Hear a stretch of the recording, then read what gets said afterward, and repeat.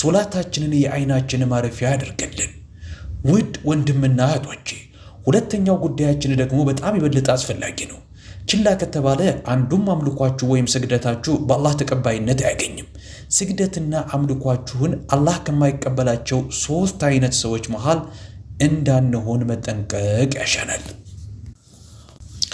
ኃያሉ ጌታ አላህ የ3 አይነት ሰዎችን ሰላትና ዱዓ አይቀበልም። የመጀመሪያው ሰው አልአቅ የሚባለው ነው። ወላጆቻቸውን የሚበድሉ፣ ወላጆቻቸውን የማያዳምጡ፣ ወላጆቻቸውን የሚጨቃጨቁትን፣ ወላጆቻቸው ክብር የማያሳዩትን ሰዎች ነው።